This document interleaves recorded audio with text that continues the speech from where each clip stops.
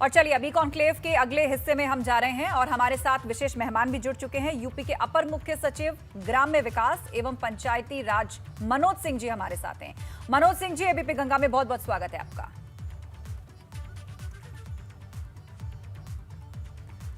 और सर, सबसे पहले सवाल यही कि शहरों में कहर मचाने के बाद हाल के दिनों में गांव में कोरोना वायरस ने चिंता बढ़ा दी है। ये एक बड़ी चिंता की वजह बना हुआ है। इसे देखते हुए सरकार और प्रशासन की तरफ से किस तरह के कदम उठाए जा रहे हैं ग्रामीण इलाकों में? कोरोना इस सेकेंड फेज में गांव तक भी काफ़ी तेज़ी के साथ पहुंचा है और पीक भी सेकेंड और थर्ड वीक अप्रैल में किया है। ये अर्बन एरियाज़ में भी और रूरल एरियाज़ में भी। ग्रामीण क्षेत्र में इस बार 60,000 निगरानी समितियां बनाई गई हैं, जो 97,000 गांव हैं राजस्व ग्राम, उन सभी में जाकर डोर टू डोर सघन तरीके से स्क्रीनिंग और उसके बाद टेस्टिंग और दवाओं का वितरण गांव के में लोगों को इनिशियल स्टेज में ही बीमारी के देने का काम कर रही है। और उसी तरह शहर में लगभग 12,016 निगरानी समितियां बनाई गई हैं। तो इन निगरानी समितियों के माध्यम से गाँव में काफ़ी तेज़ी से ऐसे लोगों तक पहुँचने के लिए जो कोरोना से संक्रमित हो रहे हैं प्रयास किया जा रहा है। साथ ही एक बहुत बड़े पैमाने पे सैनिटेशन और सैनिटाइजेशन का भी प्रोग्राम चलाया जा रहा है। अभी आपने देखा होगा कि कल मुख्यमंत्री जी और महामहिम राज्यपाल ने सभी नवनिर्वाचित प्रधानों को इसी मुद्दे पर एड्रेस किया और उनको निर्देशित भी किया। जब से चुनाव हुए हैं उसके बाद शपथ ग्रहण के पहले से ही सभी ग्राम प्रधान निगरानी समितियों के साथ मिलकर और कोरोना को गांव में मैनेज करने के लिए काफ़ी अच्छा प्रयास कर रहे हैं।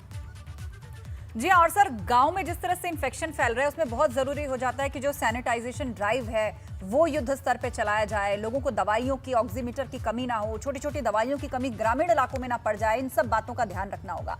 लेकिन सर, आरोप ये भी लग रहे हैं कि पंचायत चुनाव के दौरान सोशल डिस्टेंसिंग जैसे नियमों का ठीक से पालन नहीं हुआ, सरेआम धज्जियां उड़ाई गई, जिससे गाँव में हालात खराब हुए। इन आरोपों को आप किस तरह से देखते हैं? देखिए, मैं पहले बताना चाहूँगा कि यूपी में पंचायत चुनाव किस परिप्रेक्ष्य में हुआ है। एक तो दिसंबर 2020 को प्रधानों का कार्यकाल समाप्त हो गया था। जो संवैधानिक व्यवस्था है उसमें उसके 6 महीने के अंदर चुनाव होना चाहिए, जो एक्ट में प्रोविजन है। तो दिसंबर से के बाद 6 महीने जून तक होते हैं। सरकार इसी तरह की प्लानिंग कर रही थी चुनाव कराने की। इसी बीच हाईकोर्ट ने इंटरवीन किया और ये निर्देश दिया कि 30 मई तक चुनाव पंचायत के कंप्लीट हो जाने चाहिए। इसी क्रम में फिर ये चुनाव का गाइडलाइन ड्रॉ किया गया और 30 अप्रैल तक था चुनाव कराने का ग्राम पंचायतों का, और 27 मई तक दिया गया था कि जो इनडायरेक्ट इलेक्शंस होने हैं वो कराने का। तो इस बैकग्राउंड में इन इलेक्शंस को हेल्ड किया गया। एक कॉन्स्टिट्यूशनल रिस्पॉन्सिबिलिटी भी थी और कोर्ट के डायरेक्शंस भी थे। राज्य निर्वाचन आयोग ने और राज्य सरकार ने सभी तरह के डायरेक्शंस दिए कि किस तरह से बचाव करते हुए कोरोना में इलेक्शन को कंडक्ट किया जाए, सोशल डिस्टेंसिंग का पालन करते हुए इसको कंडक्ट किया जाए। यहाँ तक कि एक एडिशनल बजट भी सरकार ने रिलीज़ किया, जिसमें पीपीई और आपको जो ग्लव्स होते हैं और इसके बाद मास्क और सैनिटाइज़र हर काउंटिंग पे और हर इलेक्शन ड्यूटी में लगे हुए लोगों को देने के लिए अलग से एक बजट भी सैंक्शन किया। इसके बावजूद भी मैं इस बात से सहमत हूँ कि जहाँ पे 12 लाख कर्मियों को चुनाव में लगाया गया, 4 लाख की जो आर्म पुलिस थी और पुलिस थी, होमगार्ड वगैरह को शामिल करते हुए वो, और 13 करोड़ मतदाता, जिस कार्यक्रम में इनका मूवमेंट होगा इतने बड़े पैमाने पे, तो संक्रमण को बढ़ावा मिलने का पूरा गुंजाइश है और हो सकता है इसका एक असर गांव में हुआ हो। बट सरकार की ओर से और राज्य निर्वाचन आयोग से इस पे नियंत्रण के लिए हर तरह की कोशिश की गई और हर तरह के डायरेक्शंस भी दिए गए थे। लेकिन मैं यहाँ पे ये भी आपको कहना चाहूँगा कि आज भी कोरोना शहर में ज़्यादा फैल रहा है और गांव में उसके फैलने की रफ्तार कम है। तो शहर में तो ऐसा इलेक्शन की वजह से हो रहा है नहीं कहा जा सकता। कई राज्य ऐसे हैं जहाँ कि ग्रामीण क्षेत्रों में इलेक्शन नहीं हुआ, फिर भी वहाँ पे कोरोना आया। तो इलेक्शन से बहुत डायरेक्ट कोरिलेशन इन्फेक्शन के रेट का निकालना मुश्किल है या उतना सही नहीं होगा। फिर भी मैं इस बात को बिल्कुल सिरे से नकार नहीं सकता कि इतने बड़े एक्सरसाइज में और इतने बड़े मूवमेंट में कुछ ना कुछ प्रभाव संक्रमण के बढ़ने पर चुनाव से ज़रूर हुए होंगे।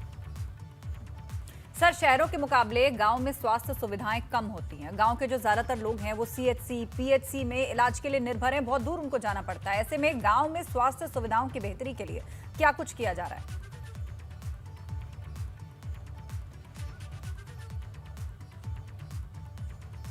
देखिए, हमारा मानना ये है कि कोविड का जो इलाज है वो करने में सही तरीके से बहुत कम अस्पताल सक्षम है। आपने देखा होगा कि ये कैपेबिलिटी बहुत से अच्छे हॉस्पिटल्स में भी नहीं है। कोविड-19 के ट्रीटमेंट के लिए सबसे पहली रिक्वायरमेंट ये है कि वार्ड में सिर्फ पीपीई किट के साथ डॉक्टर्स, कंपाउंडर्स या नर्सेज होंगे और फिर पेशेंट होंगे। बट आप देख रहे होंगे कई जगह कि उनके तीमारदार भी हैं और काफ़ी लोग हैं जो बिना पीपीई के भी दिख रहे हैं आपको। तो जब बड़े बड़े शहरों में और बड़े बड़े अस्पतालों में कोविड-19 की ट्रीटमेंट कोविड-19 के प्रोटोकॉल के साथ कई जगह देश में नहीं हो पा रहा है, तो सीएचसी और पीएचसी पे इसका बहुत अच्छा इलाज संभव नहीं है। फिर भी सरकार ने हर सीएचसी में ऑक्सीजन कंसंट्रेटर पहुंचाने का काम कर रही है और ऑक्सीजन प्लांट्स भी बड़े जो सीएचसी हैं वहाँ लगाने का काम किया जा रहा है। बट हमारी रणनीति ग्रामीण क्षेत्र में इसके रोकथाम के लिए ये है कि निगरानी समिति के माध्यम से प्रारंभ में जैसे ही प्रारंभिक लक्षण मिले लोगों को आइडेंटिफाई करके और वहीं पे उनको मेडिसिन किट उपलब्ध कराया जाए ताकि 95% लोगों का इलाज वहीं पे संभव हो सके और होम आइसोलेशन के साथ ही इस बीमारी को टैकल किया जा सके। मनोज सिंह जी, आपका बहुत बहुत धन्यवाद अपना कीमती वक्त देने के लिए। आप एपीपी गंगा के साथ जुड़े और आपने विशेष तौर पर बताया कि ग्रामीण इलाकों में सरकार किस तरह से कवायद कर रही है कोरोना से निपटने के लिए। लोकली सीएचसी और पीएचसी जाने से पहले भी जो इस ट्रीटमेंट की जरूरत है वो उनको प्रोवाइड कराया जा सके, उनके लिए वहां पर इंतजाम हो, ग्रामीण स्तर पर उनके लिए चिकित्सा की व्यवस्था हो, उसके लिए सरकार किस तरह के इंतजाम कर रही है आपने एबीपी गंगा के माध्यम से हमारे दर्शकों को बताया। एक छोटे से ब्रेक का वक्त हो गया है, फौरन लौटे कहीं मत जाएगा। ई कॉन्क्लेव लगातार जारी है। एक एक करके सभी मेहमान और योगी सरकार की टीम 9 के वो नवरत्न भी हमारे साथ जुड़ रहे हैं।